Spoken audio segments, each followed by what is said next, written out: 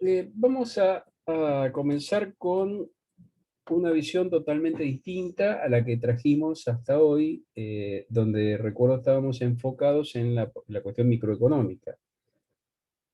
La macroeconomía, que nosotros hoy la vemos a continuación y que la doctrina económica, la ciencia económica en general ha encontrado una síntesis micro-macro. Todavía las conclusiones no son muy claras, pero se apunta a resolver con un enfoque unificado, pero no nació la macroeconomía como una cuestión que sucede a la microeconomía, sino naturalmente, sino como una reacción a la microeconomía.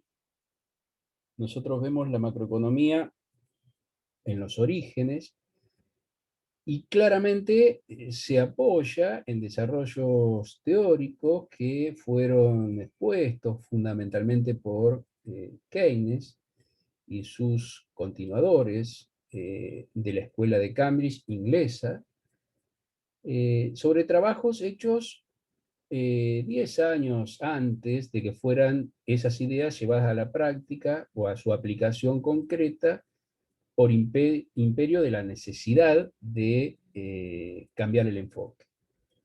Nosotros volvemos a situarnos en un punto clave del siglo pasado, que fue la crisis de 1929.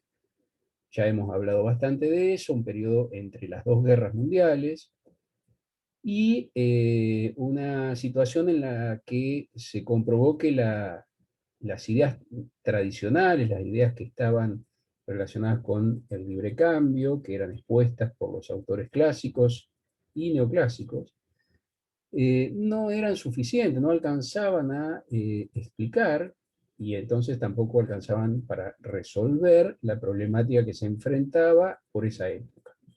Recordamos una problemática que estaba relacionada con la deflación, la caída de la actividad, el aumento de la pobreza, la indigencia y la pérdida de los puestos de trabajo. Y empieza o comienza en esa época un periodo en el que se debate fuertemente la cuestión económica, donde los autores clásicos recomendaban a los políticos no hacer nada, porque, bueno, se creía en los mecanismos automáticos que gobiernan el proceso económico, pero lo cierto es que las políticas y los políticos que quedaban, digamos, presos de estas ideas pagaban con un gran descrédito su adhesión a las ideas. Entonces, Keynes y una serie de autores, entre los cuales está una mujer, Joan Robinson, Piero Raffa, y muchos otros que lo sucedieron, comienzan a visualizar una óptica distinta desde el punto de vista de la economía, y fundamentalmente se centran en las cuestiones que están relacionadas con el dinero, con la tasa de interés, fundamentalmente con cuáles eran los elementos que ponían el sistema a progresar, qué era lo que había que visualizar para saber si se estaba peor o mejor, y realizan un enfoque diametralmente distinto a lo micro.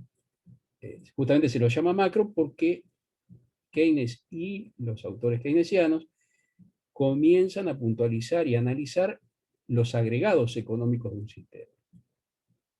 Comienzan a ver el sistema como un todo. ¿eh?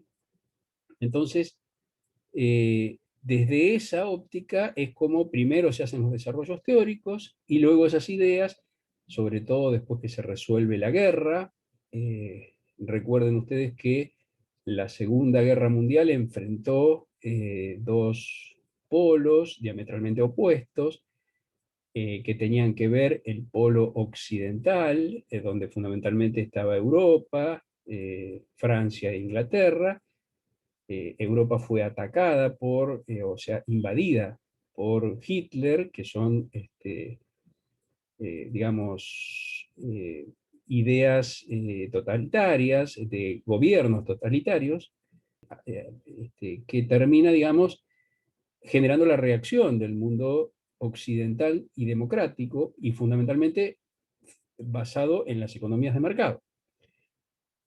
Eh, esa transición bélica y los deseos de expansión de Hitler hacen que ataque Rusia y todos los países que no tenían el sistema de mercado como su eje de funcionamiento. Si recordamos un poco la historia que vimos, estaban más en economías centralmente planificadas, y entonces ahí se arma un esquema de, llamémosle, Occidente, Estados Unidos en alianza con Inglaterra, accede al llamado de sus socios del Tratado del Atlántico Norte, y Rusia enfrentan en batalla a este, Alemania, Italia y Japón. Bueno, los resultados son bastante conocidos. La guerra finaliza con las bombas sobre Hiroshima y Nagasaki, que son territorio japonés, y de esa manera se organiza un nuevo mundo a partir de la reconstrucción de los daños que había generado la guerra y fundamentalmente el pago de los que perdieron hacia los que ganaron. Pero esa reconstrucción del mundo va a traer un cambio muy importante, no solamente en las ideas económicas, sino en toda la organización política. Cuando, digamos, los conflictos comienzan, podemos tomar antes de la Primera Guerra o incluso finalizada la Primera Guerra Mundial, previo a la crisis, se llamó los 10 años, los años locos. El eje del mundo era Inglaterra, fundamentalmente, el eje financiero del mundo, y cuando emerge el nuevo mundo, el eje pasa a estar en Estados Unidos, el eje económico, financiero, productivo. La moneda que se fortalece posterior a la guerra es el dólar, y fundamentalmente las ideas de Keynes, que ahora las vamos a empezar a describir en la macroeconomía, pero que las podemos, digamos, centrar en que la idea fuerza era que los economistas clásicos desechaban la actitud que podía tener el Estado, a lo sumo lo limitaban a lo que llamaban el Estado gendarme, ¿no? Dar salud, seguridad y educación, o sea, representarnos en las guerras, garantizar la seguridad interna y la justicia, y proveer algo de salud y seguridad tampoco era tan necesario. Bueno, las ideas keynesianas ponen al Estado en el centro de la actividad económica, en su poder de producción y de intervención. Fundamentalmente eso es lo que diferencia la concepción clásica y neoclásica de la concepción keynesiana, el rol del Estado en el proceso económico. Yo ahí he citado, luego de esta breve introducción, para situarnos, no va a ser una clase histórica, vamos a ir rápidamente al herramental macroeconómico, a definir cuáles son las variables, cuál es la óptica, cuáles son las variables que se analizan, los tópicos más importantes, y a tratar de definir la modelística macroeconómica que se va a utilizar, que vamos a empezar a utilizar nosotros, y ustedes van a continuar utilizando en los cursos superiores.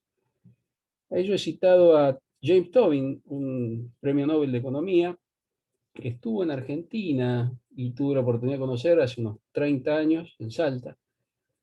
Es autor de la tasa Tobin, es una tasa que es un post-keynesiano, digamos, James. La tasa Tobin es una tasa que él ideó como para resolver la cuestión de las compañías y de las grandes fortunas que giran libremente en el mundo, digamos, ¿no? Una forma de extraer del proceso mundial una parte a los efectos de lograr cambios en la distribución del ingreso que mejore la capacidad de consumo de las clases más postergadas o menos favorecidas, las que van perdiendo en la distribución del ingreso. Tobin nos dice, todo el propósito de la economía es la producción de bienes y servicios para su consumo actual o futuro. Y nos dice a continuación, por eso está citado, creo que la responsabilidad de mostrarlo debería ser siempre de aquellos que producirán menos que más, en los que dejarán ociosas a personas o máquinas o tierra que podrían ser utilizadas. Es sorprendente ver cuántas razones se pueden encontrar para justificar este desperdicio.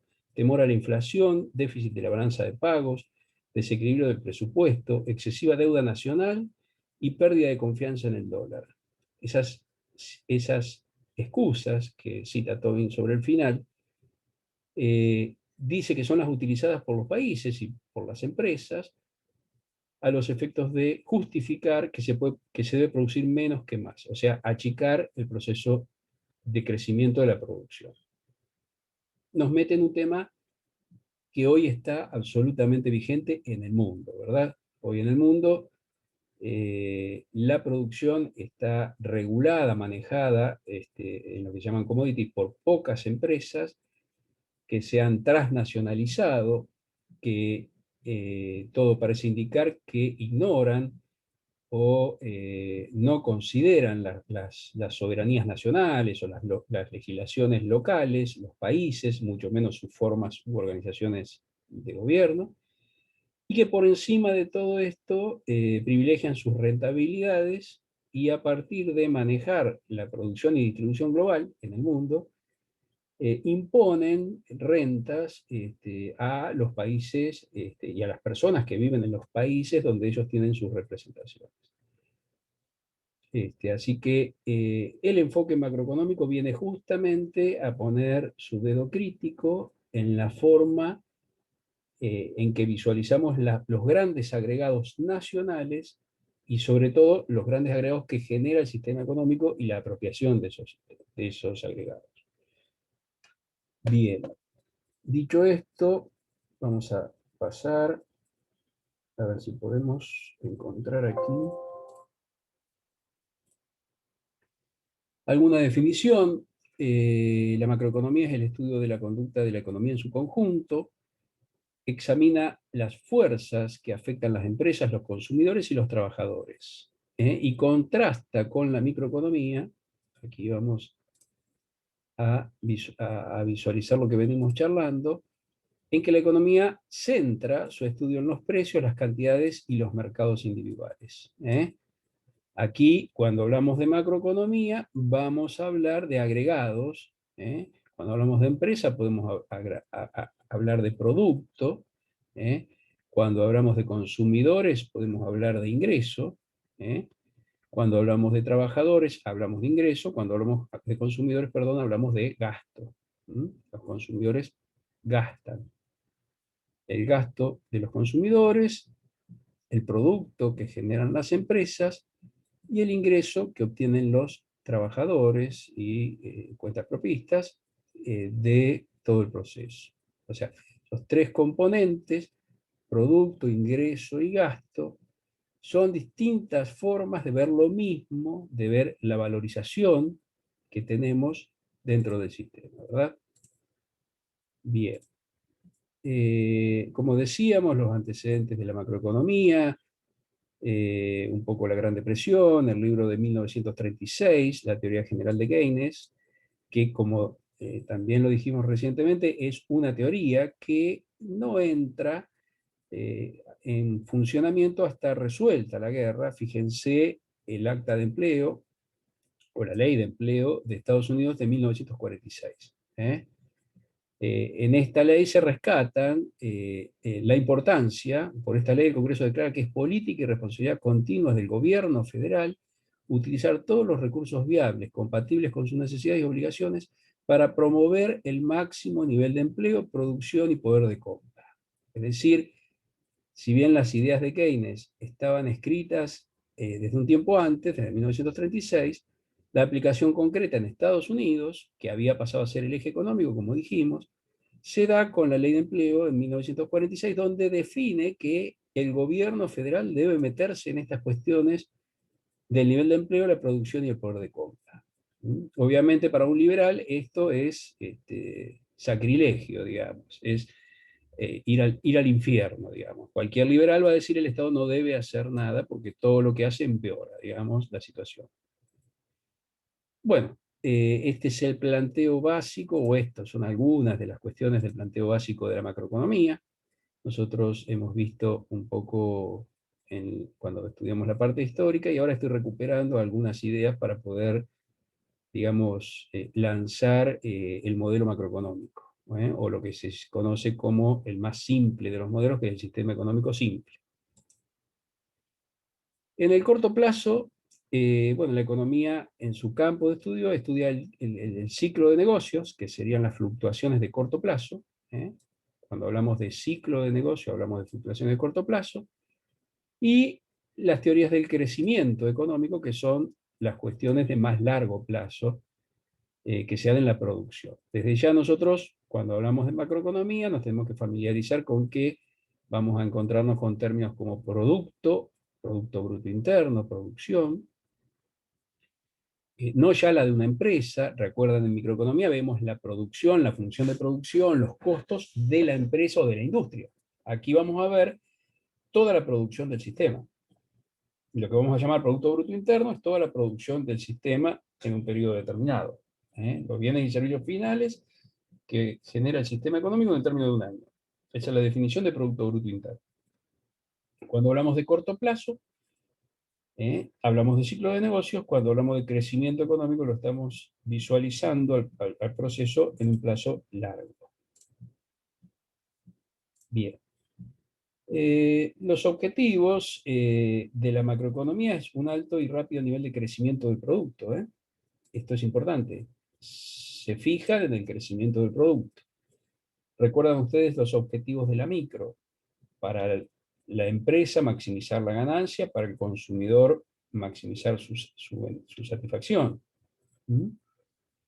Desde el punto de vista de la producción, el objetivo es rápido y alto nivel de crecimiento del producto.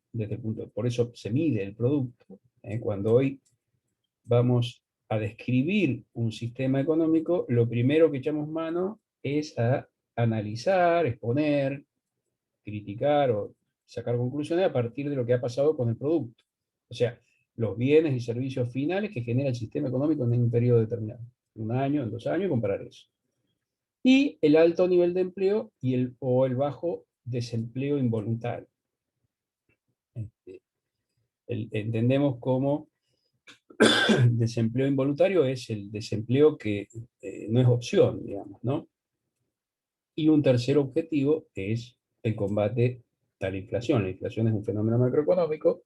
La estabilidad de precios es otro de los objetivos que se plantea en la macroeconomía. Es decir, tenemos un objetivo que está ligado a la producción, aumentar el nivel y la tendencia, digamos, el ritmo de crecimiento del producto, aumentar el empleo y tener estabilidad de precios. Cuando hablamos de esas tres cosas, o si ustedes escuchan a algún economista decir que tenemos un desorden macro, hay un desorden en la macroeconomía, como hoy, por ejemplo, tiene el mundo y particularmente Argentina.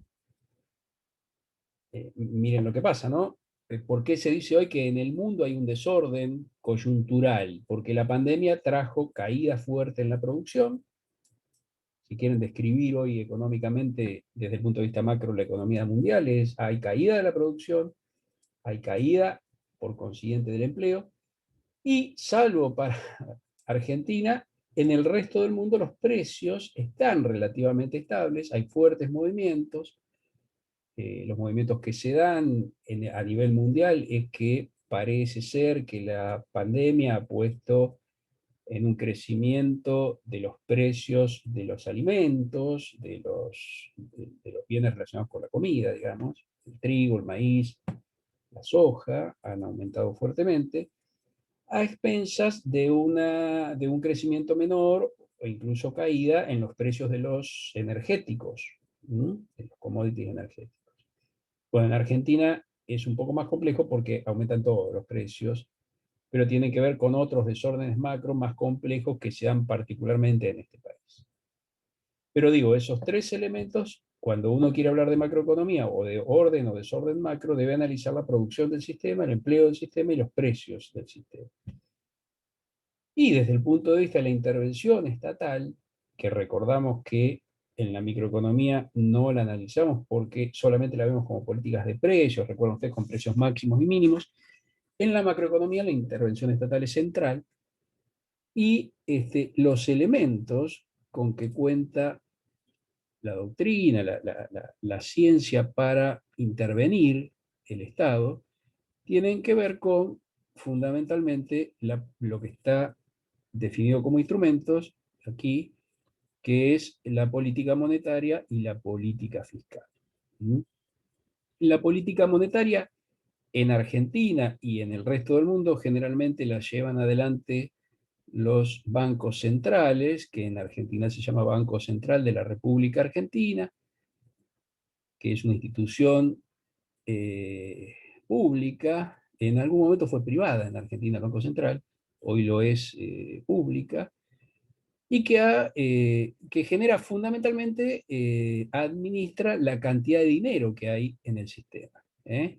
El dinero que hay en el sistema es visualizado por el Banco Central, que tiene como objetivo fundamental eh, del Banco Central defender el valor de la moneda local. Y a partir de esa defensa del valor de la moneda local, establece lo que se llaman medidas de política monetaria. Ahí he citado la compra y venta de bonos, la regulación de las instituciones financieras, la intervención en los mercados de pesos o mercados en el sistema bancario, los encajes bancarios, bueno, todas medidas o políticas que puede llevar adelante encaminadas a lo que el Banco Central entienda como defensa del valor de la moneda. Sobre el Banco Central ha habido una discusión muy rica, muy interesante.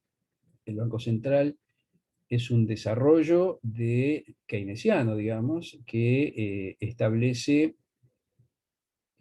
vuelvo a decir, es el encargado de definir la oferta monetaria, la cantidad de dinero del sistema, y ha llevado a discusiones sobre la independencia o no del Banco Central respecto de el gobierno que toca gobernar. Es decir, el Banco Central debe coordinar con el gobierno, que obviamente sabemos que el poder ejecutivo, el gobierno está integrado en la Argentina por tres poderes: poder ejecutivo, poder legislativo y poder judicial, cada uno con sus roles distintos, pero el poder administrador, se dice que Argentina es un sistema presidencialista, como la mayoría de los sistemas latinoamericanos, y los del sur de Europa, este sistema presidencial con una fuerte figura presidencial, o sea, quiere decir, es una fuerte figura, un individuo, digamos, que lleva adelante los negocios del Estado, fundamentalmente se le recarga todo, aunque no le corresponda.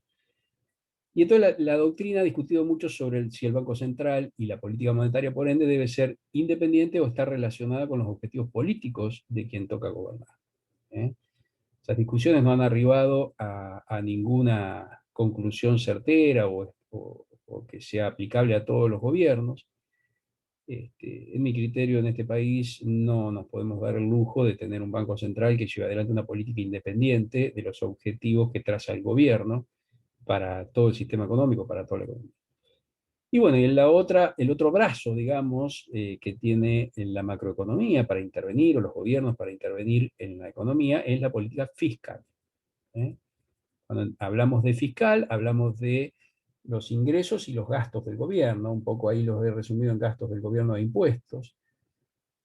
Ustedes saben que los gobiernos organizan, eh, tenemos tres niveles de gobierno, ¿no es cierto? Tenemos el gobierno federal, el gobierno nacional, los gobiernos provinciales, uno por cada provincia, y la Ciudad Autónoma de Buenos Aires, y los gobiernos locales o municipales. En esos tres niveles de gobierno existe como organizador de las finanzas, de las finanzas estatales, públicas, una figura que es un plan que se llama presupuesto, donde es una enunciación de gastos, la cantidad de gastos que va a realizar ese ente, que puede ser nacional, provincial o municipal, y su financiamiento, es decir, de dónde va a sacar los recursos para ejecutar esos gastos, que son, ahí he puesto impuestos, pero son impuestos, tasas, contribuciones, derechos, todos los ingresos que puede disponer el Estado. De esto creo que el artículo 5 de la Constitución Nacional da una idea de todos los recursos que puede, de todos los recursos que dispone el Estado en su momento, en el origen, que se cumplieron el 25 de mayo de 1810, 211 años de nuestro primer grito, digamos, de rebelión. Lo que era importante era la renta de aduanas. Hoy la renta de aduanas, si la englobamos con lo que podrían ser las retenciones y todas las intervenciones que hay en el comercio exterior, sigue manteniendo su importancia, pero hemos sumado los tributos propios nacionales, y las ventas o locaciones de tierras, bueno, etcétera. Una gran cantidad de recursos que se aplican a lo que son los gastos gubernamentales. Entonces, sobre esto vamos a volver cuando veamos sector público, pero un poco para la enunciación debemos dejar los dos brazos, digamos, con que cuenta la macroeconomía, o con lo que cuentan los gobiernos para intervenir en el proceso económico. Bien, conceptualmente la macroeconomía entonces nos va a poner en situación de identificar dos enormes fuerzas que actúan en el sistema, que son la oferta agregada. En un sistema simple, cuando hablamos de sistema simple, vamos a describir, ahora vamos a ir un poco al circuito económico y de ahí vamos a sacar de dónde salen las cuestiones, pero la oferta agregada, estamos en un país que para simplificar lo que podemos decir es que no tiene gobierno, es como un país que se autogobierna, no tiene, no, no tiene gasto ni impuestos, y tampoco tiene relaciones con otros países. Es lo más simple que podemos decir. Hay familias y empresas. Las familias, como ya vimos muchas veces, son las encargadas de proveer los factores de la producción y obtienen los ingresos, y las empresas proveen los bienes y obtienen los precios, tarifas, etc. Bien, de ese sistema simple podemos, digamos, describir la oferta agregada del sistema como la cantidad de bienes y servicios que las empresas del país producen y venden en un periodo determinado. La definición de Producto Bruto Interno. La oferta agregada en un sistema simple es el Producto Bruto Interno. Obviamente depende del nivel de precios, de la capacidad productiva de la economía y de los costos en que incurre la economía, ese producto. Y la demanda agregada, que incluye el consumo, la demanda para inversión. Bueno, ahí decíamos, si le ponemos gobierno, las compras que hace el gobierno, y si le ponemos sector externo, las ventas al exterior, las exportaciones netas. Cuando digo exportaciones netas, es el resultado del comercio exterior. Todo lo que mandamos para afuera, que se llaman exportaciones, menos todo lo que traemos de afuera, que se llaman importaciones. ¿Mm? Eso es la demanda agregada.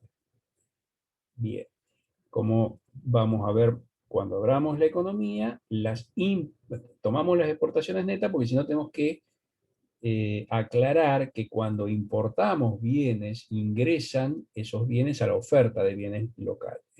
Y cuando exportamos bienes, por ejemplo, exportamos trigo o exportamos soja, es demanda externa que opera en el mercado local. Varios dolores de cabeza nos está trayendo el aumento de los precios y la inflación y toda esta cuestión de que en este momento está suspendida la comercialización de carnes, porque el Estado decidió suspender la exportación de carnes, porque, bueno, interpreta que con esa medida puede lograr parar el aumento de precios que estaba teniendo la carne en los últimos tiempos. Así que toda esta cuestión de oferta y demanda agregada pasan a ser conceptualmente lo que vamos a analizar en la macroeconomía. Lo vamos a ver con más detalle en las siguientes diapositivas.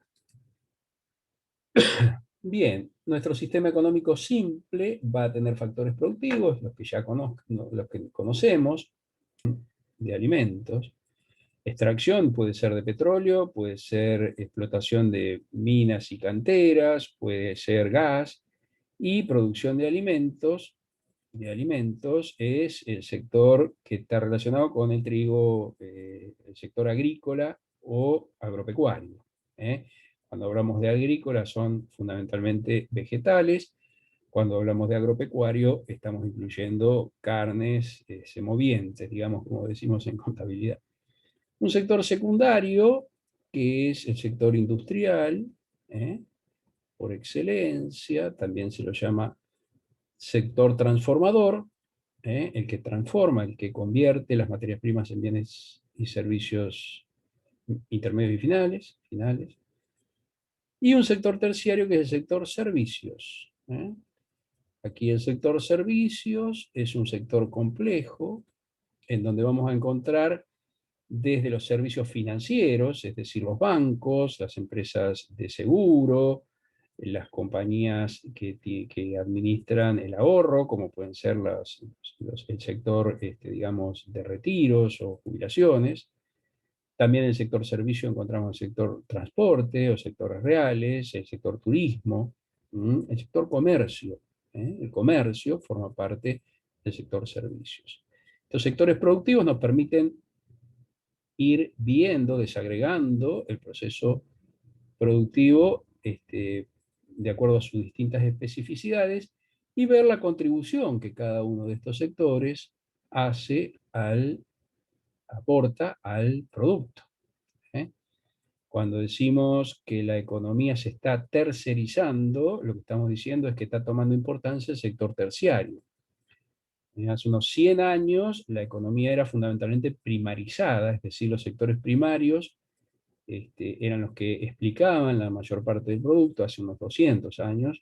Luego, con la aparición de la revolución industrial, el sector secundario tomó un impulso muy importante y a partir de unos 30 años el sector terciario es el sector que es más dinámico y que mayor explica el producto, aunque por ejemplo en países como el nuestro, desde el punto de vista del empleo, sigue siendo el sector industrial el sector que más personas ocupa, o sea, que más salarios paga y distribuye. Y luego también tenemos para identificar la clasificación de bienes y servicios, tema que ya hemos visto y que, bueno, es muy simple, bienes y servicios pueden ser finales o intermedios, en fin.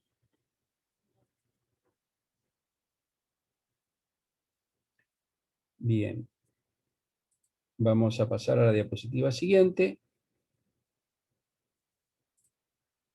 Tengo que borrar esto. Bueno, estos gráficos ya los hemos visto, está el video en YouTube para repasarlo, así que los voy a pasar rápidamente. Esta es la oferta de trabajo dentro de los factores productivos.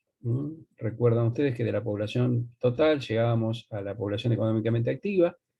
La población económicamente activa, que la tenemos marcada aquí, es lo que llamamos oferta de trabajo, y todas las posibilidades de desagregación de los trabajadores. Están ahí para la estimación poblacional del segundo trimestre de 2017.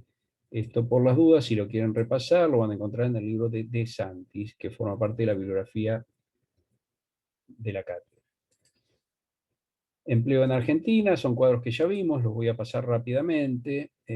Los sectores productivos, el tamaño de los sectores 1, 2 y 3, como lo describimos, y la absorción de trabajo en sector 1, 2 y 3. Un poco podríamos decir hoy, esto es para 2012. En Argentina, el sector primario explica el 6,9% del PBI, el sector secundario industrial el 29%, y fíjense, el sector terciario, bancos, comercio, etcétera, el 64%. Hay países, por ejemplo en el Reino Unido, el 79%, la tercerización de la economía ha llegado muy fuerte, Estados Unidos y Francia con el 78%, es decir, los sectores servicios son muy fuertes, aún en los sectores, en los países desarrollados, y fíjense en los subdesarrollados, y fundamentalmente latinoamericanos, la importancia, por ejemplo, del sector primario en Paraguay, la importancia del sector primario en Bolivia, nos marca que son economías fundamentalmente extractivas, primarizadas, de producción, en el caso de Paraguay, producción agropecuaria, en el caso de Bolivia, fundamentalmente gas. No tengo por ahí Venezuela, no lo han puesto, a ver, no lo veo, no lo han puesto. Bien, desde el punto de vista, como decíamos, de la absorción de trabajo, ustedes van a notar la baja absorción del sector primario, muy poca cantidad en nuestro país, solo el 0,6% del total de empleo de nuestro país se explica por el sector primario, y el 75% se explica, aún el sector terciario en este caso, en el caso de Argentina, allá ha superado a lo que es el trabajo que da el sector secundario. El 75% del empleo, comercio es muy grande, todos los servicios, bancos, el 75% del empleo de este país se explica por el sector terciario, los servicios. El promedio de los subdesarrollados es el 61%, Argentina está por encima de ese promedio, y el promedio de los desarrollados es del 74%, aún más alto, explicados por el sector servicio. No tenemos grandes diferencias entre desarrollados y subdesarrollados por la absorción de trabajo que hacen el sector industrial. Fíjense, en los desarrollados 22% y en los subdesarrollados 21%, no estamos tan lejos, pero sí es muy diferente la producción primaria en los dos países. En el caso de los desarrollados, el sector primario explica solamente el 2,4% del empleo. En el caso de los subdesarrollados, el 17% del empleo. Me hace pensar que hay algún problemita aquí en Argentina. Habría que revisar estas cifras, pero bueno, son informes de desarrollo humano de la ONU de 2015 y del Banco Mundial de 2012. Suponemos que están bien hechos, pero me llama la atención ese número. Por las dudas, son datos, para encuadrar un poco la charla. Bien, vamos a avanzar rápidamente. Clasificación de bienes y servicios, decíamos finales e intermedios, de consumo y de capital los finales, intermedios, materias primas e insumos. No hay mucho para hacer aquí, pueden repasar de Santis. Vamos a avanzar. Bien, aquí tenemos la descripción del sistema económico simple, un poco más compleja que como la veníamos viendo. Pueden ver en esta zona que el aparato productivo, digamos, lo abrimos, lo sectorizamos, ¿verdad? Entonces tenemos primario agrícola y minas, secundario industrial, terciario y servicios, que estos sectores, digamos, dan los ingresos al trabajo y a la propiedad, los salarios y sueldos en caso de trabajo y los intereses, alquileres y ganancias en caso de los ingresos de la propiedad. Y la otra vez había preguntado salarios y sueldos, no me quedaba muy en claro qué era. ¿Alguien lo pudo averiguar? O si no lo decimos, los salarios es cuando son diarios, mensuales, quincenales, los sueldos son fijos, mensuales, digamos, ¿no? Cuando hay un ingreso permanente y continuo. El asalariado, digamos, no tiene un ingreso permanente y continuo, trabaja más por día o por quincena, o semanal. Jornalero, se dice, jornalista. Bien, el aparato productivo nos genera los alimentos, vestidos, viviendas, servicios, etcétera, ¿no? Todo esto se transa en los mercados y los factores productivos, trabajo, capital y tierra, en el marco tecnológico, y con las fuerzas empresariales forman lo que son las unidades de producción.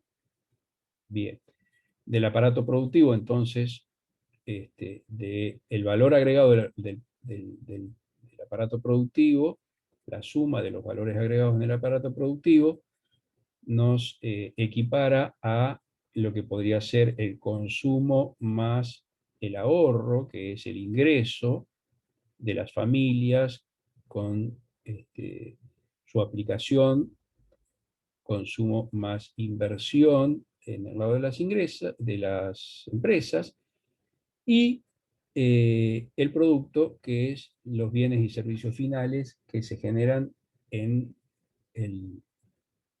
el sistema económico. A esto lo vamos a llamar el gasto.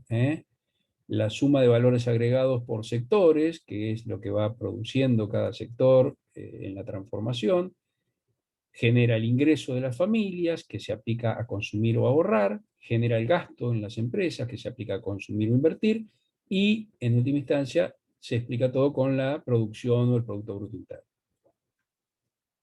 Esa es la descripción de nuestro sistema económico, un poquito más complejo que el que veíamos a principio de año, pero todavía cerrado, digamos, ¿no? Bien, aquí no nos vamos a detener, un poco la explicación del cuadro anterior, vamos a avanzar un poco más. Aquí vamos a ver la evolución en un determinado periodo del Producto Bruto Interno, o PIB, en distintos países. Lo que vamos a tener aquí es el periodo, vamos a ver en este, es de 1890 a 2008, casi todos están tomados hacia su fin en 2008, y desde donde hay datos, algunos de 1890, 1900, 1870, en el caso de Estados Unidos, Alemania y Canadá también 1870, bueno, de acuerdo a las posibilidades estadísticas. El periodo son de aproximadamente 120, 130 a 100 años. Aquí lo que tenemos es el PIB real, después vamos a ver qué es real y nominal, por persona, el PBI per cápita, es decir, se toma el PBI, se le saca la inflación para que sea real y se lo divide por la cantidad de personas que hay en el sistema. ¿eh? Por ejemplo, Japón pasó de 1.500, supongo que esto está en dólares, sí, aquí abajo lo aclara, el PIB real se mide en dólares de 2008, dólares de 2008, Japón pasó de 1.500 dólares en 1890 a 35.000 dólares, 220 dólares al final del periodo. Así en 2008 tuvo un crecimiento por año de 2,71 anual. ¿eh? Vemos por aquí en intermedio Argentina, que no ha tenido un desempeño tan malo, ha crecido el PIB 1,69, 1,7, está por encima incluso del Reino Unido y de India. Recordemos que esto es el promedio, la tasa de crecimiento promedio anual del PIB real medido en dólares de 2008 de todos estos países. El que más ha crecido es Japón, luego le sigue Brasil, ha tenido un crecimiento, esto en 2008, yo supongo que después de la crisis de 2009 estos valores han cambiado significativamente, pero no tenemos el dato. Es simplemente familiarizarlos con estadísticas que describen evolución de los productos y meterlos en la temática de la macroeconomía, ¿no? Estamos viendo la evolución de la producción en estos países. Bien.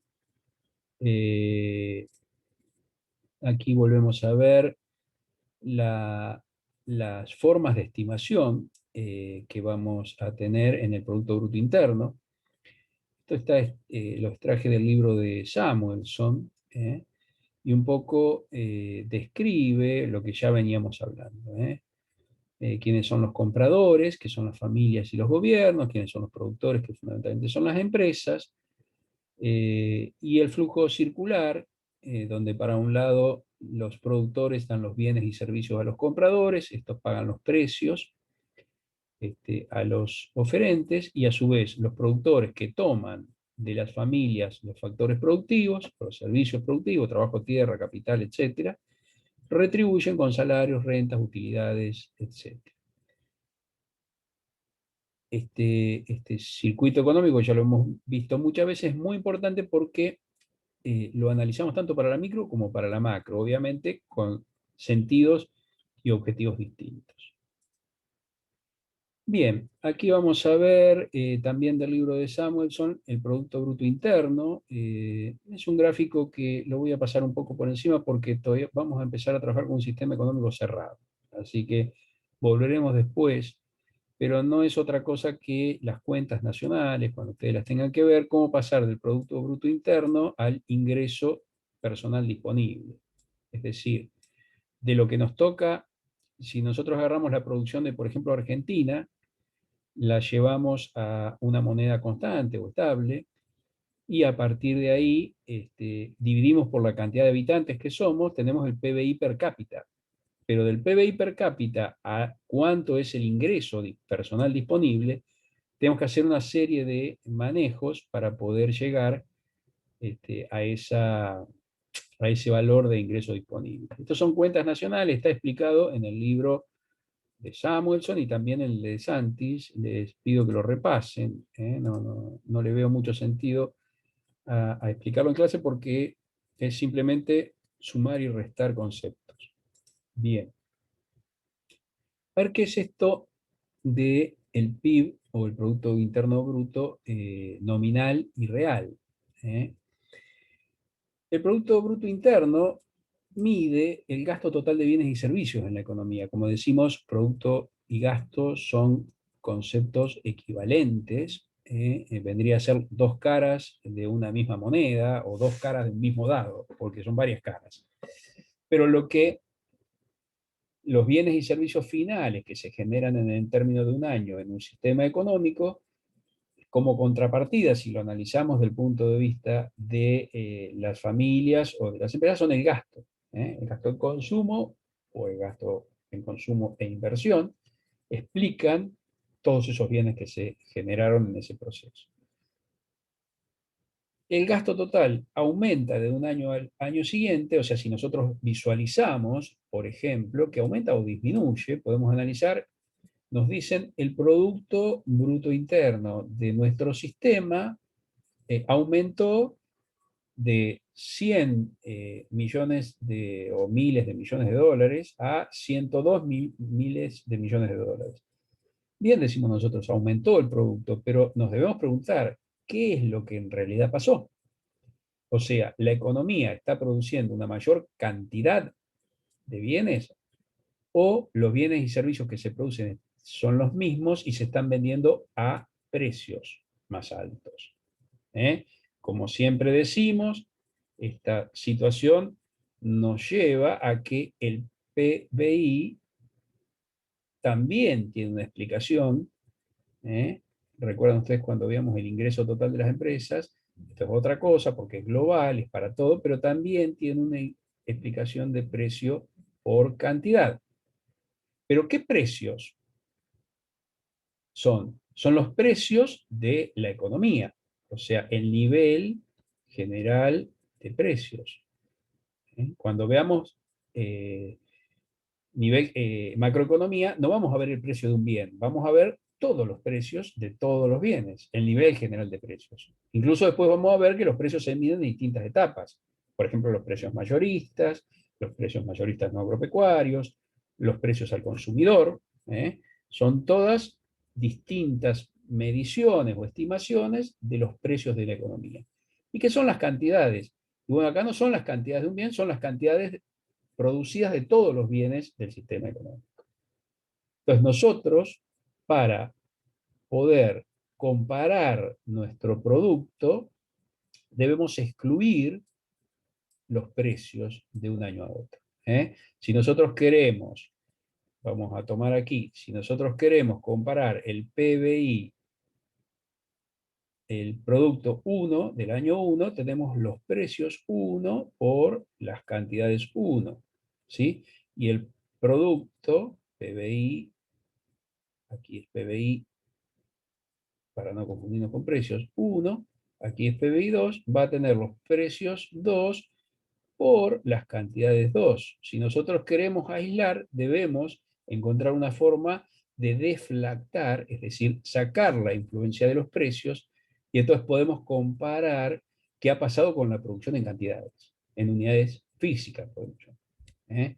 Ese proceso de extraer los precios de la estimación, siempre los productos se estiman, no se miden. Cuando digo medición de producto, me equivoco, digo estimación del producto. Se llama el proceso por el cual se estima y se excluyen los precios del sistema de estimación del producto, se llama índice de precios implícitos. No confundir con, sale de la estimación del PBI. Es un índice que hace mucho que no lo veo publicado, me imagino por qué, debe entrar en conflicto con las mediciones habituales que tenemos de precios, que las hace el INDEC con una encuesta sobre otra base de medición, pero es un buen análisis económico obtener el índice de precios implícitos que arroja el PBI y cotejarlo con lo que estamos midiendo de índice de precios al consumidor o mayoristas en distintos niveles que estamos midiendo por otra vía. La estimación de PBI se hace con un instrumental totalmente distinto al que se mide, por ejemplo, el índice de precios al consumidor. Pero ambos nos dan idea de la evolución de los precios, o pretenden darnos idea de la evolución de los precios. Es muy es muy interesante comparar ambos índices para ver si coinciden o no, y en última instancia ver dónde están las fallas metodológicas o las fallas de estimación. Pero lo cierto, vuelvo a insistir, entonces sobre el final, que cuando queremos estudiar los cambios que se producen en la economía y fundamentalmente en su producto, debemos diferenciar si estamos hablando de PBI nominal o PBI real. Cuando hablamos de PBI nominal, estamos diciendo que lo que estamos mirando, la moneda que estamos mirando, la expresión monetaria que estamos mirando, tiene precios corrientes, y cuando hablamos de PBI real, que se mide también en moneda, nos va a estar diciendo que está medido en moneda comparable. Es decir, solamente podemos comparar, o solamente corresponde comparar estimaciones de Producto Bruto Interno cuando los mismos han sido tratados de manera de que la moneda sea comparable. ¿Eh? Si no, no vamos a llegar a conclusiones muy válidas desde el punto de vista interanual.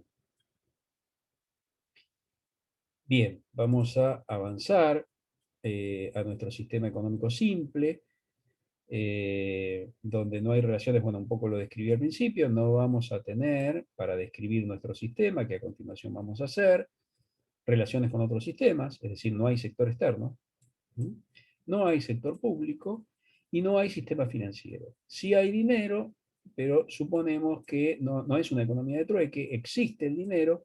Es como si no hubiera banco central que administra. Lo vamos a hacer muy simple para poder explicar los componentes de este sistema y después ir agregándole, ir complicando el análisis. Ustedes lo van a encontrar en Samuelson o en Mankiw, quizá explicado con otros criterios, pero es bueno saber los dos criterios. A mí me parece mejor empezar de lo simple y complicarlo después, y no meter todo en la misma olla, porque corremos el riesgo de hacer una ensalada extraña.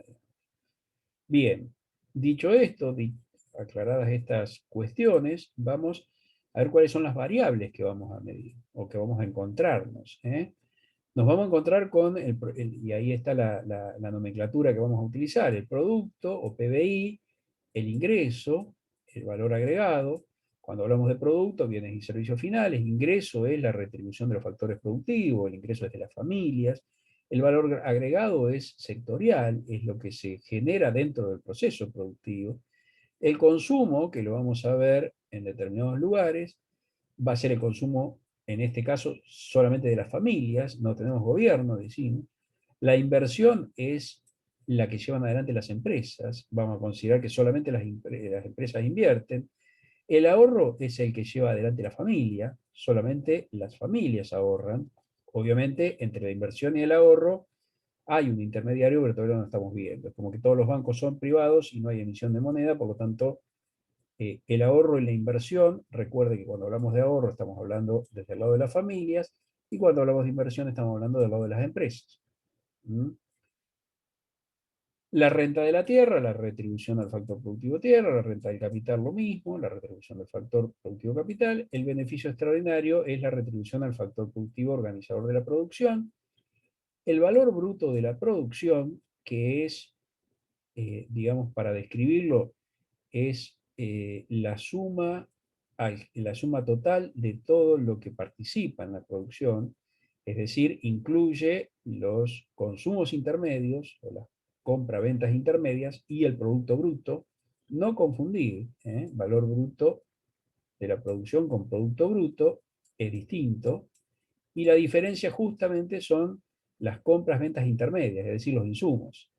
Si yo considerara el valor bruto de producción, estaría duplicando conceptos. Por ejemplo, yo compro trigo para la molienda y produzco harina. Bueno, en el valor de la harina, mi producto bruto es lo que agregué puramente para construir la harina, pero no la materia prima de trigo que ya estaba considerada cuando fue trigo, cuando me di el trigo. Y si la harina la utilizo para hacer pan, yo debo excluir el valor de la harina en el valor del pan, porque es una materia prima. Es decir, los insumos y materias primas los excluimos para medir para estimar el producto, y los incluimos dentro del valor bruto de producción. Esa es la diferencia y deben considerarlo.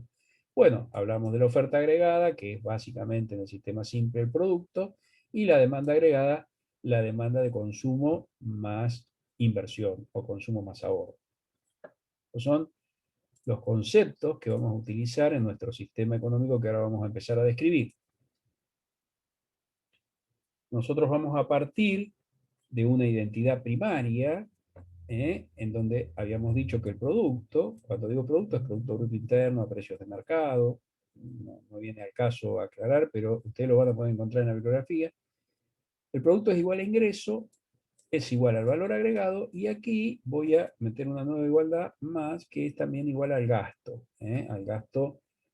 de las empresas o al ingreso de las familias. Es el valor agregado por el sistema productivo y es el producto a la medición de bienes y servicios finales.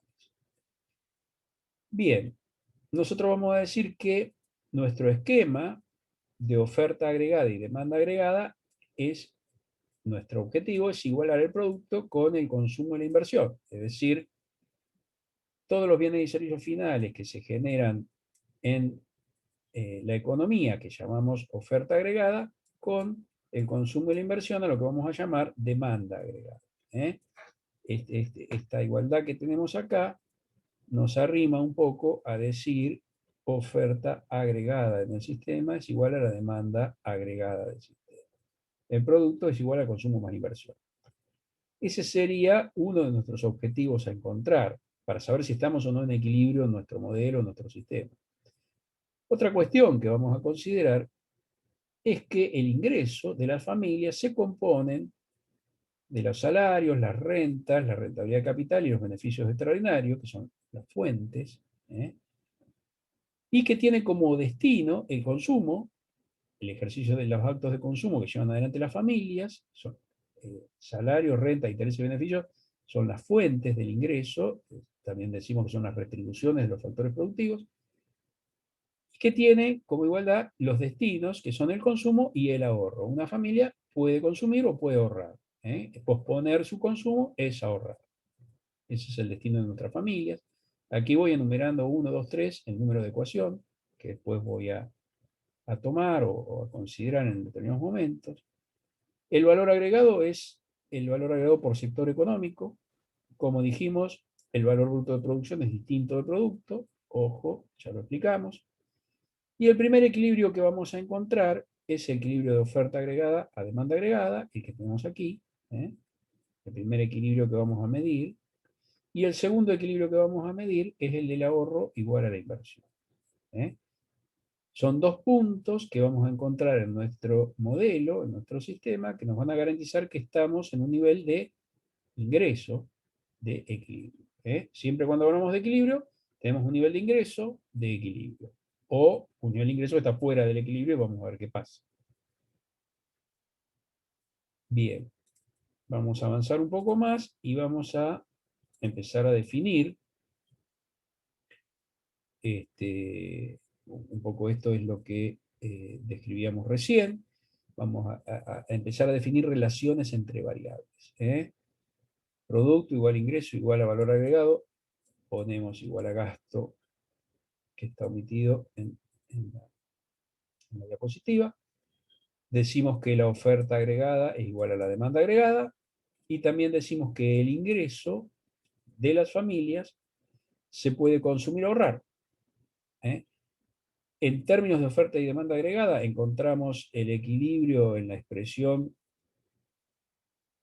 ingreso igual a consumo más inversión. Y en términos de el esquema de ahorro-inversión, bueno, es muy simple. Nosotros decimos que desde el punto de las familias pueden consumir o ahorrar, y desde el punto de las familias, estas son las familias, y las empresas pueden consumir o invertir. Entonces, tachamos consumo y nos quedamos con el segundo esquema de equilibrio, que es que el ahorro es igual a la inversión. Lo podemos ver en esta expresión, este es el equilibrio 1, y en esta expresión, esta es la segunda forma de ver el equilibrio. Los dos expresan el mismo nivel de ingreso, es decir, en ambos casos llegamos al mismo nivel de ingreso, pero por distintos caminos. Bien. Bien, aquí vamos a hacer un apartado que se llama matriz de insumo-producto, y la matriz de insumo producto esta es del sistema económico simple, donde vamos a ver que todos sabemos que es una matriz, es una tabla de doble entrada. Matriz nos significa, desde el punto de vista matemático, tabla de dos entradas. De dos entradas. Se puede entrar por aquí o se puede entrar por aquí. Saben que tenemos filas, ¿eh? En este caso son filas, perdón, son columnas. Cuando vemos así, estamos viendo una columna. Cuando vemos acá, estamos viendo una fila. Estas son distintas filas. Esto es una suerte de Excel, podemos describir. Cuando decimos matriz, estamos describiendo eso. Y la matriz de insumo-producto de una economía apunta a ser una suerte de radiografía en una tabla, en donde vamos a ver distintos elementos. Nosotros vamos a ver en tres sectores, esto lo pueden ver en DeSantis, acá van a ver un sector A, acá vamos a ver un sector B, y acá vamos a ver un sector C. No sé si en ese orden los cita DeSantis. En el sector A lo que vamos a ver son la matriz de coeficientes técnicos o las relaciones entre sectores de la economía. Vamos a ver sector 1, sector 2 y sector 3, sector 1, sector 2 y sector 3, compras y ventas entre sectores y, en última instancia, cómo los sectores se relacionan entre sí y qué dependencia tienen entre ellos. Entonces vamos a obtener la matriz de coeficientes técnicos que nos va a dar una relación de interdependencia de los sectores. Luego, en el punto C, vamos a ver el valor agregado, es decir, por sector, de la misma manera, vamos a ver el sector 1, el sector 2 y sector 3, cuántos salarios, intereses, rentas, beneficios paga, y entonces nos va a permitir este segundo o este sector C de la economía nos va a permitir ver, por un lado, la retribución a los factores productivos y por otro lado nos va a permitir ver aquí el ingreso. Ya tenemos aquí el ingreso, sabemos que el ingreso es una de las formas de expresar nuestra equivalencia a producto. Y por último, vamos a ver en la parte B, que cité como B, aunque por ahí lo podemos citar como C también, lo que se llama demanda agregada, es decir, el consumo y la inversión del sistema. Por sectores, y obviamente la demanda agregada la vamos a poder comparar, ahí está dicho que está sacado de Santis, con el nivel de ingreso, ingreso igual a producto, igual a gasto, igual a sumatoria de valor agregado. Aquí tenemos la sumatoria de valor agregado, también tenemos de esa suma obtenemos el nivel de ingreso, y aquí tenemos el nivel de gasto. Por supuesto que todos, cualquiera de las tres expresiones que vamos a encontrar, son el nivel de producto del sistema. El producto del sistema se expresa en esas cuestiones. Creo que hay un ejemplo, si no tendríamos que revisar, de matriz de insumo-producto. Y si no, en el libro de Santis tienen, les recomiendo ver antes de la matriz, ver la circulación de un bien en la economía. Creo que de Santis toma el trigo, para ver cómo circula en la economía y cómo se va transformando y qué elementos debemos considerar para ir visualizando el aporte al producto que se genera. Bien, bien. Dichas estas cosas, nosotros vamos a describir nuestro primer elemento. El primer elemento que tenemos que describir es la función consumo, o uno de los elementos, pero uno de los elementos que teníamos es la función de consumo. Se ha escrito mucho sobre la función de consumo en España, en Argentina también, hay muchos elementos, pero básicamente lo que la función consumo intenta describir es el consumo de bienes que lleva adelante una población, un sistema económico, con qué está relacionado. De qué depende, digamos, ¿no? el consumo de qué depende. Nosotros podemos decir que el consumo, aquí, podemos aceptar que el consumo está en función del ingreso. Vamos a ver que es del ingreso disponible, pero sin complicarnos mucho, nosotros vamos a ver una función de consumo donde existe una relación con el ingreso. Pero con una salvedad o con una cuestión que debemos aclarar. Esta función, ustedes vamos a acá abajo, vamos a tratar de ver nuevamente, vamos a hacer una recta, donde decíamos que I era igual a B más AX. Y era la variable dependiente, X era la variable independiente, B era la ordenada al origen, y A era la pendiente. ¿Recuerdan? Ya lo hemos visto muchas veces, ya estaría claro. En nuestro esquema, lo que vamos a decir es que la función, el consumo, está en función de algo que por ahora llamamos B, más la pendiente, que vamos a llamar C chiquita, no confundir C mayúscula con C minúscula, multiplicada por el ingreso. Es decir, lo que estamos diciendo con esta ecuación es que el consumo de nuestro sistema, lo que nuestras familias y nuestras empresas consumen, lo que llamamos consumo, está relacionado con un porcentaje C con el nivel de ingreso y que existe algo que como ordenada al origen llamamos B, pero como concepto económico vamos a llamar consumo autónomo, es decir, algo, un nivel de consumo que no depende del nivel de ingreso. Es decir, que aunque el ingreso sea cero, nosotros vamos a tener en el sistema económico un nivel de consumo. Lo que hemos puesto aquí, el consumo autónomo, es el consumo independiente del ingreso. Se supone que una familia o persona, se supone que un sistema no puede reducir a cero su nivel de consumo a riesgo de morir, digamos, ¿no? Entonces, de alguna manera, ese nivel de consumo autónomo va a ser financiado dentro del sistema. ¿Mm?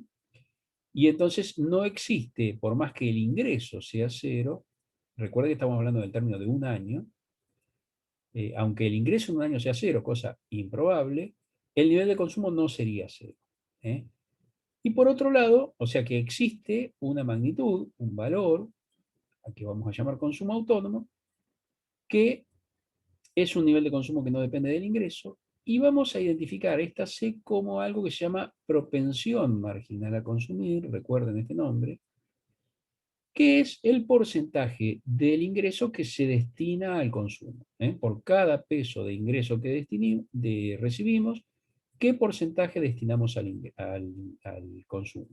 Y bueno, y es ingreso. Entonces nuestra ecuación nos queda como la función consumo es igual al consumo autónomo más la propensión marginal a consumir por el ingreso.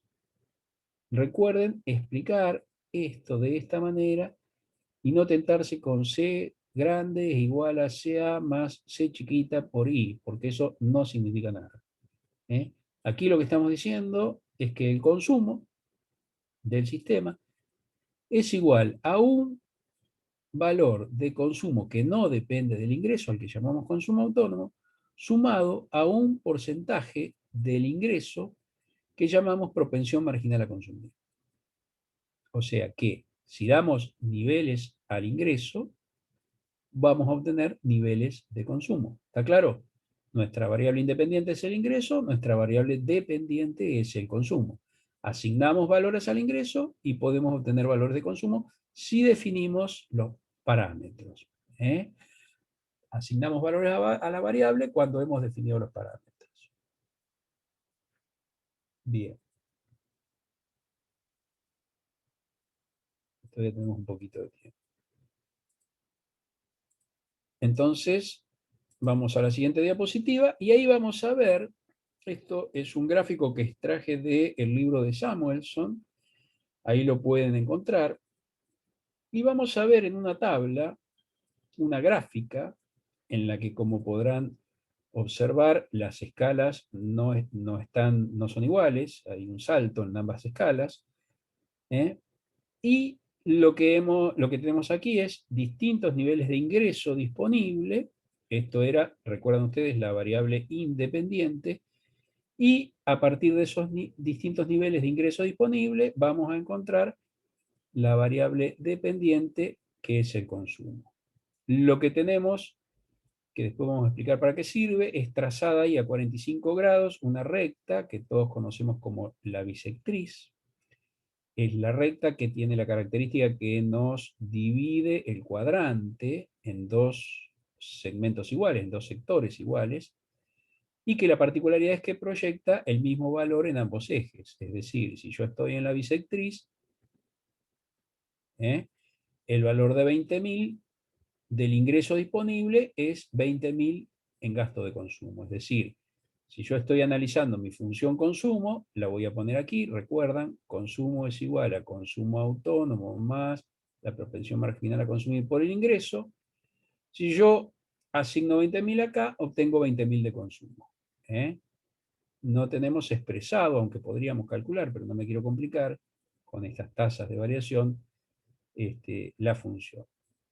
Bien, lo que vemos ahí, de A, los puntos A, B, C, D, E, F y G, es la función consumo. Es una función consumo cualquiera, una recta que tiene la particularidad de tener esta pendiente, tiene pendiente positiva, la propensión marginal a consumir, vamos a reflexionar un poco a ver qué pendiente tiene esta recta, nuestra recta de consumo. Bueno, la propensión marginal a consumir es un porcentaje del ingreso. No tiene sentido que sea negativa, es decir, siempre la propensión marginal a consumir va a ser un valor positivo y además, y los invito a reflexionar sobre esto que voy a decir, además va a estar entre 0 y 1. Es decir, no puedo gastar menos del 0% para mi consumo, a lo sumo puedo asignar el 0% de mi ingreso a mi consumo, viviría del aire, pero bueno, es una posibilidad, y tampoco puedo gastar más del 100% de mi ingreso, todo mi ingreso. Cuando tengo valor de propensión marginal a consumir 1, quiere decir que todo mi ingreso va a parar al consumo. Pero siempre la pendiente va a ser positiva, por eso nuestra recta de consumo tiene pendiente positiva, y tiene un punto aquí en el punto B, que Samuelson ha llamado punto de nivelación.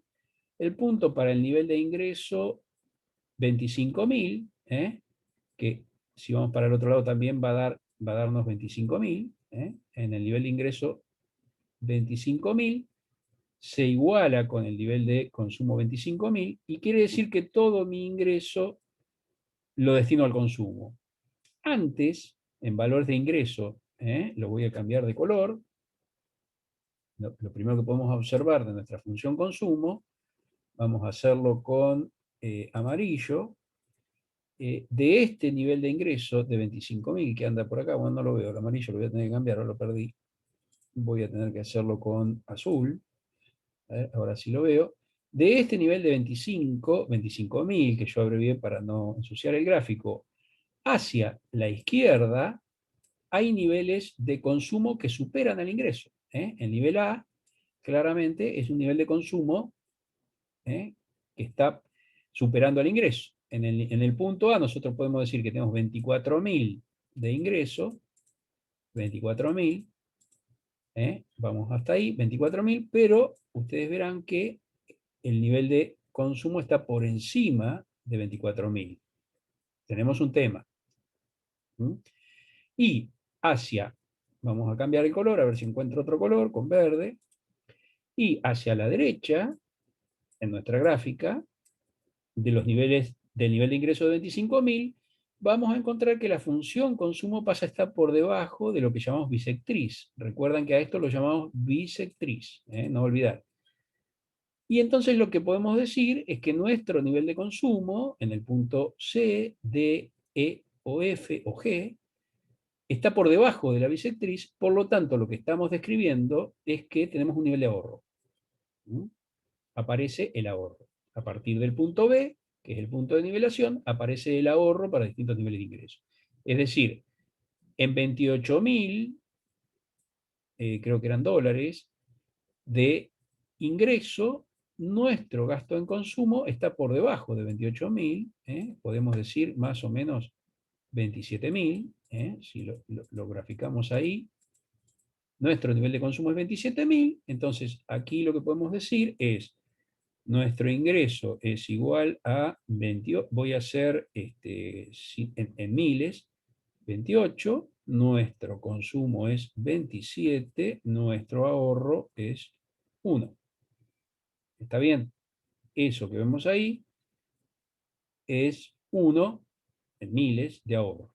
Entonces, todo este segmento lo vamos a conocer como el espacio de ahorro, el punto de nivelación y el espacio de desahorro, simplemente analizando lo que hemos obtenido hoy, que es la función de consumo de nuestro sistema económico. Bien, tenemos definida entonces ya,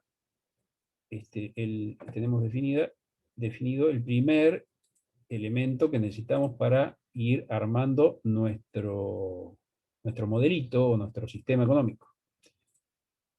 Vamos a describir una función de inversión de la misma manera que describimos la función consumo. En este caso, nosotros vamos a decir que la inversión es autónoma, es decir, como está descrito acá, la inversión autónoma.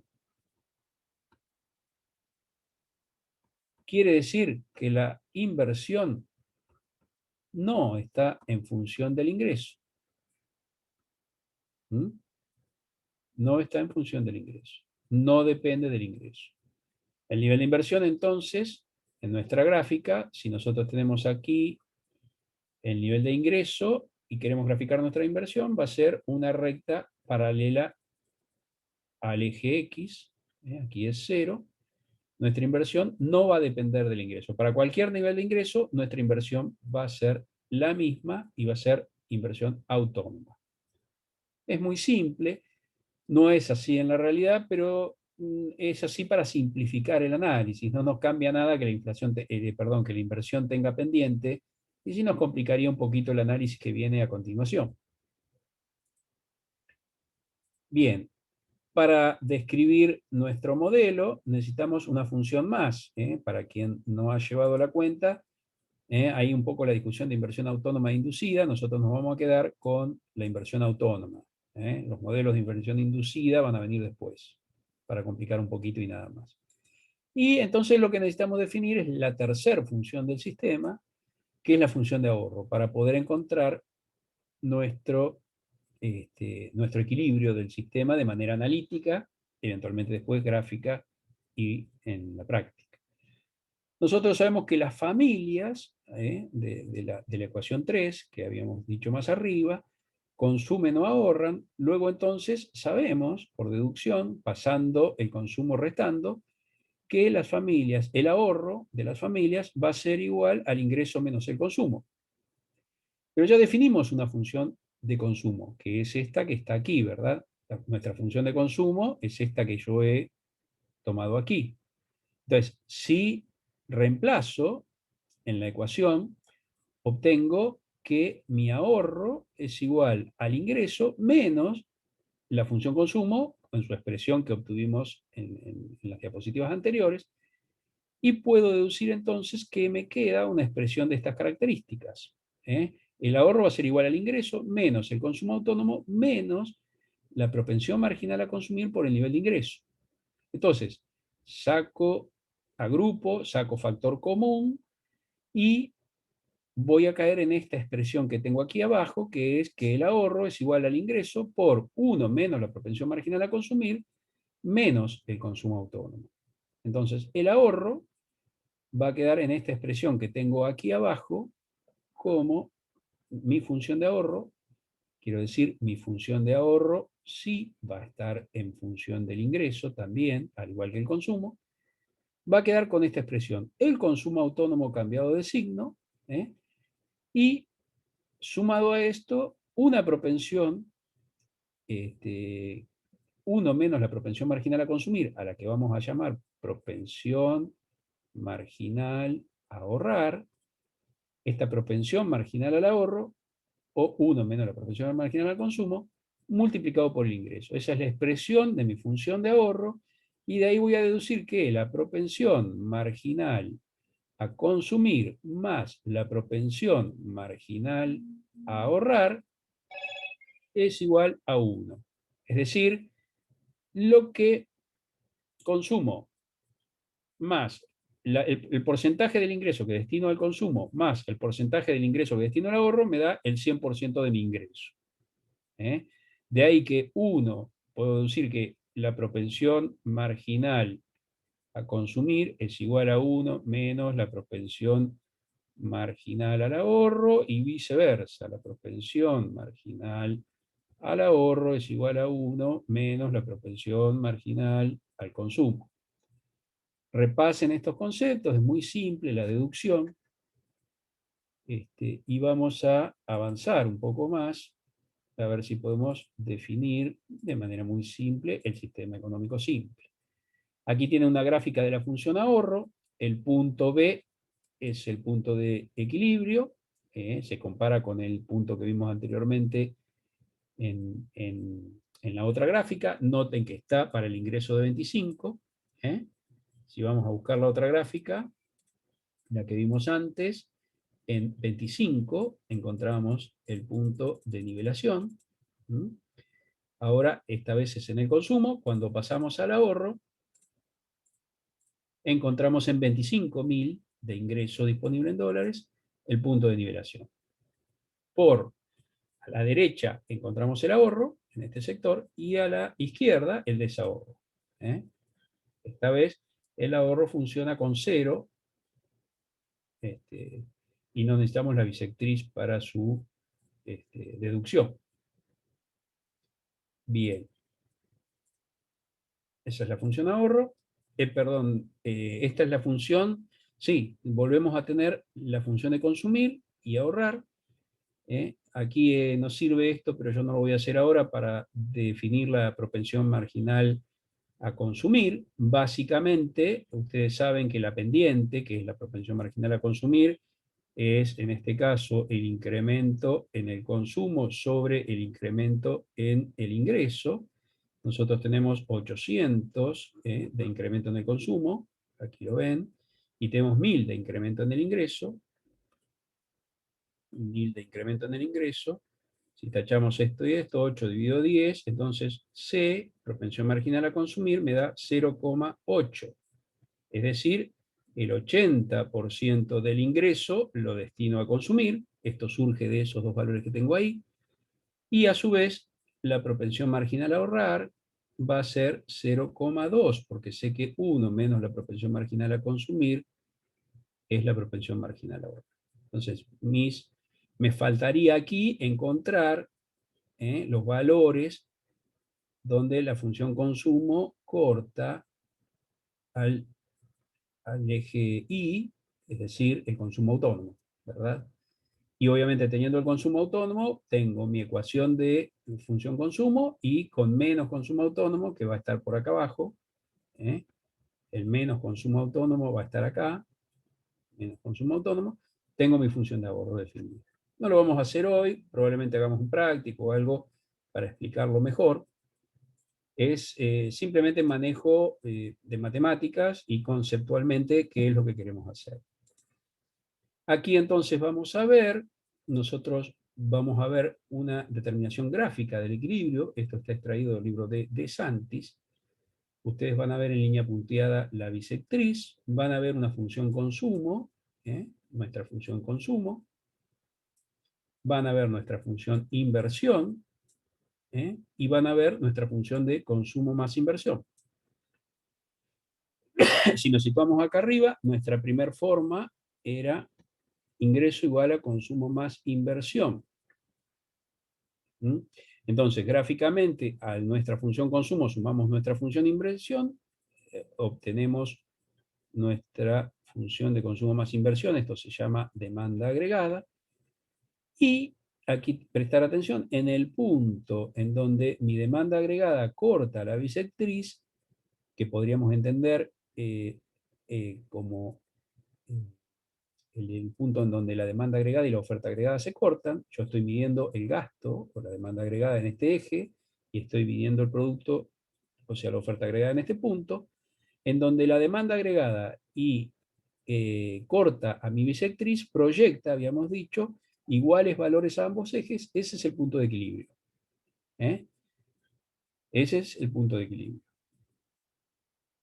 Para graficar es como lo están viendo. Vamos a traer más adelante un ejercicio práctico probablemente. Y lo que podemos deducir claramente es que de nuestro punto A, que sería nuestro punto de ingreso y producto de equilibrio, compatible con nuestro punto B, el mismo, acá debería decir A, porque es el mismo punto, el mismo valor, salvo que tengamos distintas escalas, pero el mismo valor, podemos decir que a la izquierda de nuestro ingreso de equilibrio nos encontramos con que la demanda agregada está por encima de la bisectriz y entonces tenemos exceso de demanda.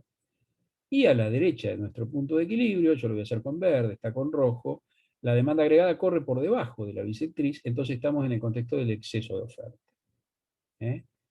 Lo que debemos esperar desde el punto de vista de la macroeconomía es que si estamos en un contexto de exceso de demanda, los precios crezcan por distintos motivos que los que lo pensaban los microeconomistas, pero es lo esperable. Y si estamos en un exceso de oferta, la economía va a ralentizarse, vamos a entrar en paro y en caída de los niveles de actividad. Bien, esa es la forma gráfica de obtener el equilibrio en términos de oferta agregada a demanda agregada. Demanda agregada y oferta agregada. Vamos a pasar a una forma, creo que a continuación lo tenemos, la forma gráfica, aquí está, de obtener el equilibrio en el esquema ahorro-inversión.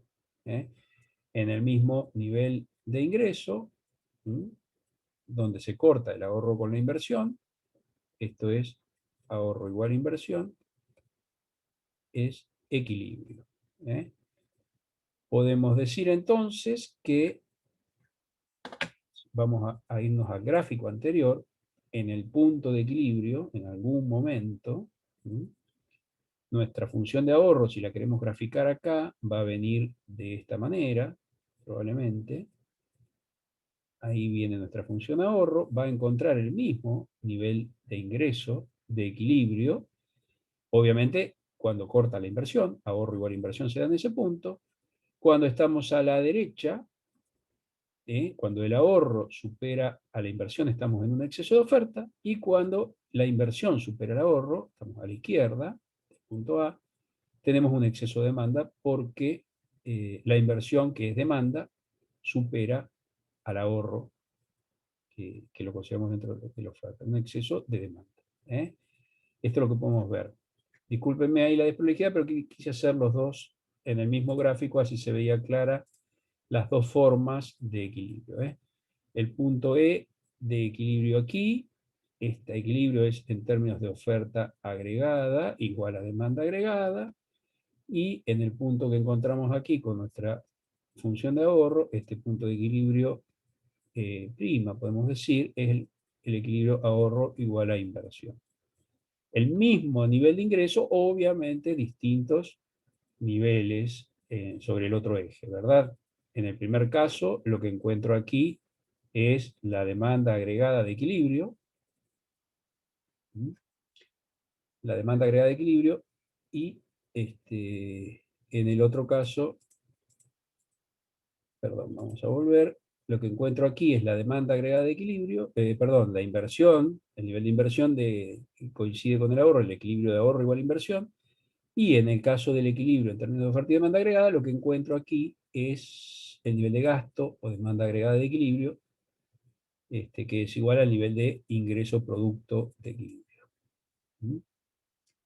Bien. Vamos a ver si hay algo más. Aquí ya lo vimos. Bueno, nos queda por definir, a ver si tenemos tiempo, un concepto, sí, en 15 minutos lo vamos a dar muy simplemente. Es un concepto que incorporó Keynes al estudio económico y que trae un desafío intelectual. Es decir, Keynes se preocupó por ver la reacción que tenía el nivel de producto ante cambios en la inversión. La fuerza, y si esa reacción era igual o superior, ¿eh? O inferior. Ustedes saben que, por ejemplo, en energía, en física, es muy difícil encontrar movimientos o fuerzas que superen el impulso inicial. Generalmente opera algo que se llama entropía, la tendencia a quedarse quieto, el péndulo. Si uno tiene un péndulo y lo mueve, ese péndulo va a tener un movimiento permanente, pero va a tener una tendencia a quedarse quieto. Y esa tendencia a quedarse quieto es lo natural, está, bueno, por distintos motivos de la física, en el caso del péndulo, la fuerza de gravedad, digamos, lo tiende a centrar con su masa y, bueno, en fin, otras cosas, a inmovilizar apuntando hacia el centro de la Tierra. En el caso de la economía, y quizás tomado de los conceptos de la física, Keynes nos aporta una cuestión fundamental. Existe algo que él llamó, y la ciencia llama multiplicador, que un valor, un mecanismo interno de la economía que hace que el esfuerzo inicial que se da para movilizar el sistema sea superado por el resultado final del sistema. De ahí donde Keynes deduce que si el esfuerzo inicial no lo puede dar la economía privada, lo debe dar el sector público. Lo importante es dar ese esfuerzo inicial. ¿eh? Eh, este, hay bastante bibliografía sobre el tema del multiplicador. Yo voy a avanzar un poco más. El concepto de multiplicador está relacionado para los que han estudiado matemática y para los que no, ya sí tienen que ir familiarizando con la derivada respecto de la inversión o los cambios del ingreso respecto a la inversión. Y lo vamos a tratar de sintetizar o de graficar de la siguiente manera. Nosotros habíamos dicho que el ingreso es igual al producto y que esta es nuestra función de consumo, definimos la inversión como autónoma y definimos el equilibrio en términos de el ingreso por el lado de la oferta, el producto lo reemplazamos por su igual ingreso, y la demanda agregada, consumo más inversión. Si nosotros vamos reemplazando, o sea, ponemos el concepto de equilibrio por sus expresiones de consumo e inversión, obtenemos que el ingreso es igual a el consumo, esto que tenemos aquí lo conocemos como el consumo, y esto que tenemos aquí es la inversión, ¿verdad? Entonces, nosotros podemos decir que si este término lo pasamos restando, voy a borrar para que quede más claro, en una segunda expresión, podemos poner un igual aquí, nosotros pasamos el concepto que de la propensión marginal a consumir multiplicada por el ingreso que está sumando, lo pasamos al otro miembro restando, obtenemos esta expresión y dejamos consumo autónomo más inversión autónoma, que lo que nos queda, queda esto y queda esto. Luego sacamos factor común, hacemos algunos artilugios matemáticos y obtenemos esta expresión, que también es una expresión del equilibrio y que nos está diciendo esta expresión del equilibrio, nos está identificando un concepto que hay aquí. Esto es el multiplicador de la inversión. Obviamente esto es una constante, esto lo podemos llamar constante, ¿sí? Pero lo que podemos ver es que el consumo autónomo en general es una constante de largo plazo, se llama, no se mueve en el largo plazo, queda fija. Entonces lo que podemos ver es que la inversión, que nosotros hemos definido como autónoma, un valor exógeno, una inversión dada, alguien invierte, ¿qué es lo que nos va a definir esta cuestión? A ver, la vamos a pasar aquí. El ingreso es igual al multiplicador por esta constante. Y en esa constante, el valor sensible es la inversión. Entonces, lo que nosotros decimos aquí, o vamos a analizar aquí, esto es es qué pasa si nosotros hacemos una variación en la inversión, y obtenemos una variación en la inversión, ¿qué pasa? ¿Cuál es la variación que vamos a resultar en el ingreso? Fíjense qué paradoja la vamos a razonar para entender lo que Keynes nos quiso decir o lo que podemos obtener de esto. El incremento en el ingreso, entonces, es un valor que llamamos multiplicador por el incremento en la inversión. Ojo que esto puede ser aumento o disminución. Pero si yo hago un aumento acá, lo multiplico por un valor, voy a obtener el incremento en el ingreso, ¿verdad? De acuerdo a lo que estoy deduciendo de lo que estoy mostrando de manera muy simple. Ahora vamos a meternos en qué es el multiplicador. Este 1 sobre 1 menos C. Bien, nosotros ya tenemos una concepción de la propensión marginal a consumir. Dijimos que fluctuaba entre 0 y 1. Que 1 y 0 son valores muy extremos, que es muy difícil que se den en la realidad. De hecho, recién, para los que le prestaron atención, encontramos una propensión marginal a consumir en nuestro ejemplo recién de Samuelson de 0,80 o 0,8. Recuerdan que dijimos, propensión marginal a consumir de 0,8. El 80% del ingreso se destina al consumo. Pero, ¿qué nos va a decir esto? 1 dividido este valor nos va a dar un valor positivo siempre, porque si fuera 1, esto se indetermina, o sea, se convierte en una indeterminación. 1 sobre 0 es indeterminado, no tiene valor. 0 sobre 1 sí es 0. Pero siempre va a estar fluctuando, no va a llegar nunca a 1, y tampoco va a llegar nunca a 0, dijimos, porque es prácticamente imposible que en un año no destinamos nada a consumo. Entonces, ¿qué función va a tener esto? Por ejemplo, C es un valor positivo y menor que 1. O sea que 1 menos C siempre va a ser un valor positivo. Pero a su vez, si C ya tiene un valor mínimo, 1 menos C va a ser menos que 1. Por lo tanto, este va a ser mayor a 1. Va a ser mayor a 1. Va a ser 1, algo.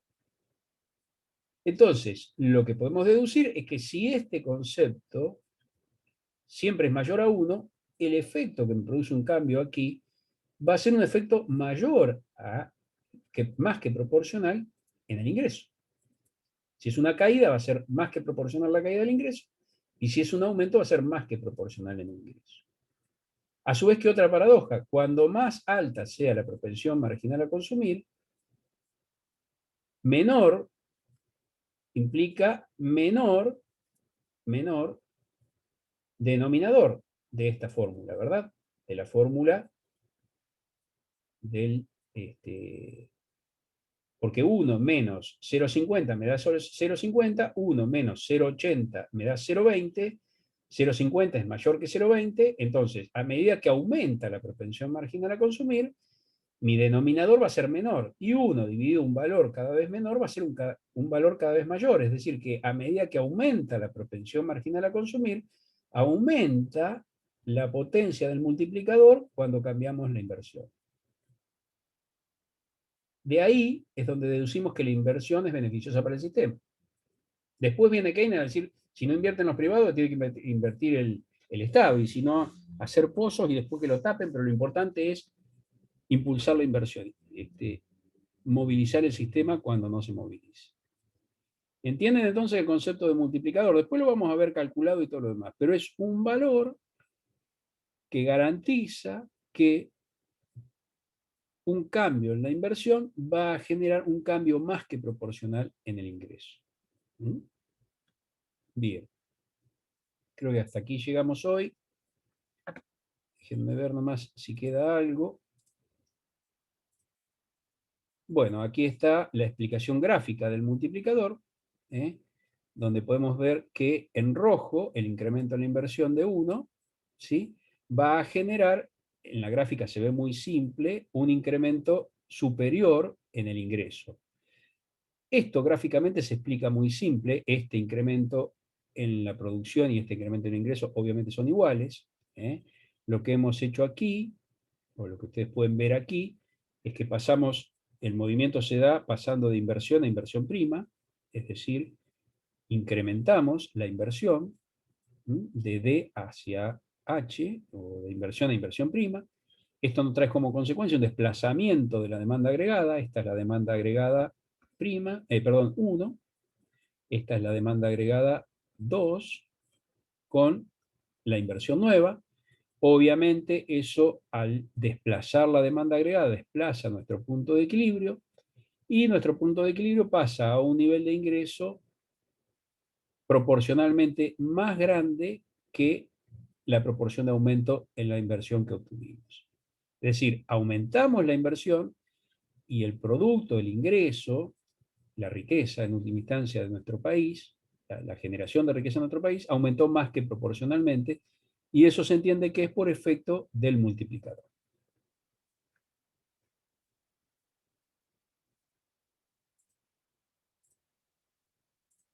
Bien, hemos terminado ahí. Vamos a ver si queda alguna pregunta o algo.